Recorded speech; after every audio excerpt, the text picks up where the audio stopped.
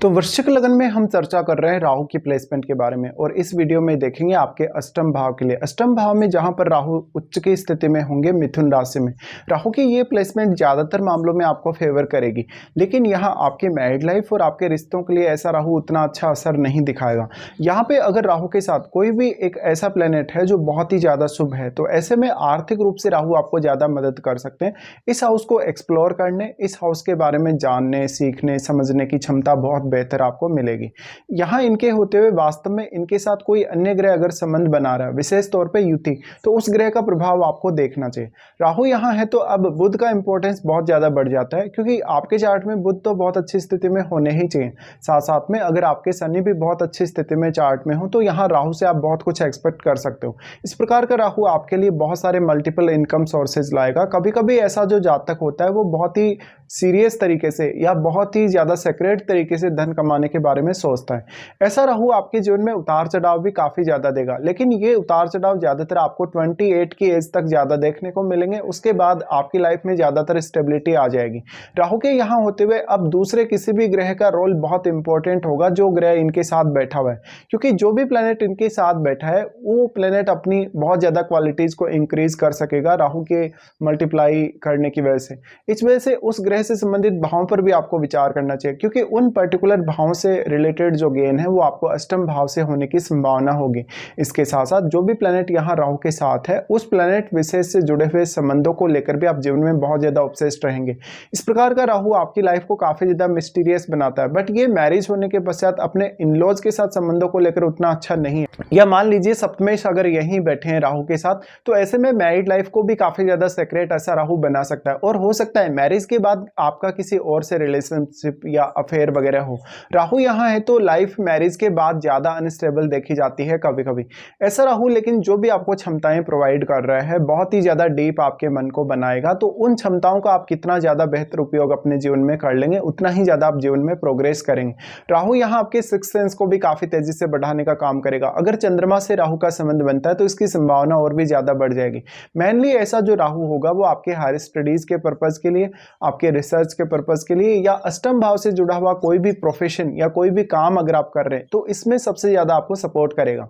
अगर हम राहु की दृष्टियों के हिसाब से विचार करेंगे यहाँ, तो राहु सबसे पहले आपके 12th हाउस को एस्पेक्ट करते हैं। 12th हाउस जहाँ अब तुला राशि है, और तुला राशि वैसे राहु को बहुत ज़्यादा पसंद है। ऐसे में अगर या तो फिर शुक्र आपके चार्ट में राहु के साथ बैठे हों, या फिर आपके चार्ट में हो सकता है 12वें भाव में कोई अन्य प्लेनेट है, जैसे मंगल है या कोई भी ऐसा प्लेनेट है जो राहु का एक शत्रु ग्रह हो सकता है। ऐसी कंडीशन में ऐसा राहु मैरिज पर काफ़ी नकारात्मक असर डालेगा। कभी कभी ऐसा राहु आपको फॉरेन सेटल होने के बाद अफेयर देता है। राहु का यहाँ 12th हाउस पे जो प्रभाव है उसकी वजह से आपको फॉरेन से गेन होने की संभावना भी उतनी ही ज़्यादा बढ़ जाएगी। लेकिन देखिए, ये 3 नंबर साइन का जो भी राहु होता है वो आपको बहुत ज़्यादा अलर्ट रखता है, हमेशा काफ़ी ज़्यादा एक्टिव रखता है, और साथ साथ में बहुत ही ज़्यादा सीरियस बनाता है किसी भी काम को करने को लेकर। ऐसे में कभी कभी आप अपनी आर्थिक स्थिति को भी बहुत ज़्यादा रिस्क में डाल सकते हैं। अब ये जो 8th हाउस है वो दूसरे लोगों के थ्रू मिलने वाला धन या दूसरे लोगों के थ्रू मिलने वाली ज़मीन जायदाद है, इसलिए मैरिज होने के पश्चात हो सकता है आपको अपने इन-लॉज से भी काफ़ी ज़्यादा सपोर्ट मिले शुरुआत में, और आपके माता पिता के थ्रू भी। लेकिन ऐसा राहु आपके परिवार के सदस्यों, इवन कभी कभी जीवन साथी की सेहत के लिए उतना अच्छा साबित नहीं होगा। 12th हाउस पे जब इस तरीके से राहु दृष्टि डालें तो यहाँ तुला राशि है, और उतनी ही ज़्यादा एक्सपेक्टेशन यहाँ राहु बढ़ाने वाले होंगे। ऐसे में जो आपका बेडरूम का लाइफ है वो काफ़ी ज़्यादा नेगेटिवली प्रभावित हो सकता है कभी कभी। यहाँ पे अब आप अपने पार्टनर के साथ बहुत ज़्यादा डिटैचमेंट सा महसूस करने लगेंगे एक समय बाद, या कभी कभी अपने पार्टनर के प्रति बहुत ज़्यादा ऑब्सेस्ड भी रहेंगे स्टार्टिंग में। लेकिन अब 12th हाउस में बैठे हुए ग्रह का रोल भी बहुत ही ज़्यादा इंपॉर्टेंट हो जाएगा। मान लीजिए अगर आपके 12th हाउस में कोई ऐसा प्लेनेट है जो बहुत ज़्यादा एग्रेसिव है, ऐसे में आपकी मैरिड लाइफ के डिस्टर्ब होने या इवन मैरिज के टूटने की संभावनाएं बहुत ज़्यादा बढ़ जाती है एक समय बाद। ऐसा राहु लेकिन आपको 12वें भाव से जुड़े हुए मामलों में काफ़ी ज़्यादा क्विकली डिसीजन लेने की क्षमता देगा, और आपकी क्रिएटिविटी और आपकी इमेजिनेशन बहुत ही अच्छे से काम करेगी। ऐसे में अगर चंद्रमा आपके चार्ट में डिस्टर्ब ना हो तो आप बहुत अच्छा यहाँ राहु का फ़ायदा उठा सकते हैं। इस प्रकार का राहु आपको मनी मैटर्स में और रिलेशनशिप के मामले में सबसे ज़्यादा मिस्टीरियस स्थिति लाएगा बार बार। तो ये राहु को कभी कभी आपके लिए हैंडल करना उतना ईजी नहीं है। यहाँ पे अक्सर फैमिली को लेके कोई ना कोई समस्या या कोई ना कोई परेशानी आपको आती रहेगी, जिसके लिए आपको लगातार खर्चे भी करने होंगे। राहु का यहाँ जो 12th हाउस पे एस्पेक्ट है, उसकी वजह से कभी कभी आपके लिए अपने खर्चे रोकना भी उतना ज़्यादा ईजी नहीं रहेगा।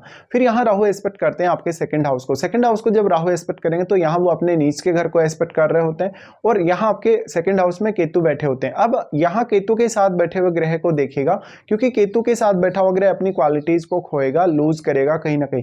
और मान लीजिए अगर राहु के साथ आपके अष्टम भाव में कोई भी प्लैनेट है, तो अब वही ग्रह आपकी यहाँ मदद कर सकता है केतु के केस में, क्योंकि वो ग्रह इतना ज़्यादा मल्टीप्लाई हुआ है, उस ग्रह की क्वालिटीज़ इतनी ज़्यादा मल्टीप्लाई हुई हैं कि वो ग्रह इतना ज़्यादा सक्षम है कि वो यहाँ केतु को बहुत ही स्ट्रांगली प्रभावित कर सकेगा, और केतु के साथ बैठे हुए ग्रह को भी।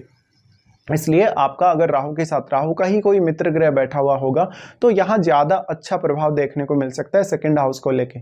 अब सेकंड हाउस में केतु बैठे होने की वजह से हमेशा अपनी फैमिली से एक समय बाद आपको डिटैचमेंट सी महसूस होने लगेगी, और जो आपकी अपेक्षाएं हैं फैमिली से जुड़ी हुई, कहीं ना कहीं उनमें काफ़ी ज़्यादा कमी भी देखने को मिलेगी। ऐसे में ये सारे के सारे रिश्ते, जैसे कि पार्टनर के साथ रिश्ता है, इवन माता पिता के साथ, परिवार के लोगों के साथ, इन रिश्तों को लेकर आपको बहुत ज़्यादा समस्याएं आएंगी ऐसे राहु के होते हुए। लेकिन ऐसा राहु आर्थिक रूप से आपको बहुत ज़्यादा मजबूत बना सकता है और बहुत ही ज़्यादा सडन गेन अपने जीवन में दे सकता है। इसके अलावा ऐसा राहु आपको ज्ञान के मामले में बहुत ज़्यादा हाई लेवल पर लेकर जाएगा। अब यहाँ जो आपके सेकंड हाउस पर राहु का एस्पेक्ट है, उसकी वजह से निश्चित तौर पे आपके आर्थिक स्थिति में जो बदलाव होंगे उनको कहीं ना कहीं हैंडल करने में राहु आपकी मदद अवश्य ही कर सकते हैं। राहु यहाँ बेसिकली आपके लिए कुछ ऐसे आइडियाज़ क्रिएट कर सकते हैं, ऐसी अच्छी इमेजिनेशन क्रिएट कर सकते हैं जहाँ पर आप कोई बहुत ही इनोवेटिव आइडिया लेके आ रहे हैं अपने लिए अर्निंग्स के लिए। इस प्रकार का राहु आपकी वाणी के प्रभाव के लिए भी काफ़ी ज़्यादा इफेक्टिव होगा। अगर राहु के साथ बैठा हुआ ग्रह यहाँ आपको ज़्यादा सपोर्ट कर रहा हो सेकंड हाउस से जुड़े हुए मामलों में, तो आपकी वाणी काफ़ी इफेक्टिव हो सकती है। आपकी बातों का दूसरों पर बहुत ही ज़्यादा असर हो सकता है, जिससे सामने वाला व्यक्ति आपकी बात को मानने के लिए बाध्य हो जाएगा। लेकिन यहाँ फैमिली को लेकर कोई ना कोई इशू आपको बना ही रहेगा, और हमेशा एक ऐसी चाहत रहेगी कि आप ज़्यादा से ज़्यादा धन अर्जित करें, ज्ञान अर्जित करें, और ज़्यादा से ज़्यादा अपनी लाइफ को स्टेबल बनाएं। फिर यहाँ राहु के एस्पेक्ट आ जाती है आपके फोर्थ हाउस पे। फोर्थ हाउस पे जो एस्पेक्ट होगा वो अपनी फैमिली में बहुत ज़्यादा भौतिक सुख सुविधाएं लाने या भौतिक सुखों के साथ जीवन यापन करने के लिए प्रेरित करेगा। यहाँ फैमिली के सदस्यों के साथ कभी कभी अंडरस्टैंडिंग की प्रॉब्लम देखने को मिल सकती है। अगर आपके चार्ट में फोर्थ हाउस में कोई फायरी प्लैनेट है तो इसकी संभावना और भी ज़्यादा बढ़ जाएगी। नॉर्मली अगर देखा जाए वैसे तो राहु जब भी कुंभ राशि पर दृष्टि डालते हैं तो प्रभाव बहुत ज़्यादा अच्छे होते हैं। ऐसे में ये राहु आपको फॉरेन सेटल कर सकता है, और फॉरेन सेटल होने के बाद आपका जो लाइफ है भौतिक संसाधनों के मामले में बहुत ज़्यादा बेटर हो सकता है।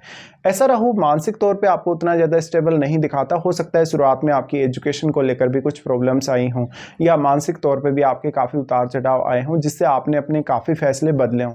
ऐसा राहु आपके मदर के स्वास्थ्य के लिए उतना अच्छा नहीं माना जाएगा। इसके साथ साथ आपको हमेशा फैमिली से दूर रखेगा या फैमिली के साथ कोई ना कोई मतभेद देगा। इसी तरीके से राहु आपकी अपेक्षाएं अपनी फैमिली से काफ़ी ज़्यादा बढ़ाने का काम करेगा, और क्योंकि आपका जो मैरिड लाइफ है, अगर आपकी मैरिड लाइफ शुरू हो चुकी है, कहीं ना कहीं आपका मैरिज हो चुका है, उसके बाद से यहाँ ज़्यादा राहु कहीं ना कहीं प्रॉब्लम क्रिएट कर सकता है शुरुआती फेज़ की तुलना में। लेकिन ये आपकी शुरुआती लालन पालन या पालन पोषण की जो स्थिति रही है, परिवार का जो सपोर्ट रहा है, उसको काफ़ी हद तक प्रभावित करेगा। इसके साथ साथ आपको देखना होगा कि वास्तव में आपको राहु की महादशा है या नहीं। और मान लीजिए अगर आपको राहु की महादशा है तो वो आपको कौन से एज पीरियड में स्टार्ट हो रही है। कभी कभी ऐसा भी होगा जब राहु के साथ बैठे हुए ग्रह की मान लीजिए आपको महादशा है, तो उस ग्रह महादशा में भी आपको राहु के परिणाम देखने को मिल जाएंगे।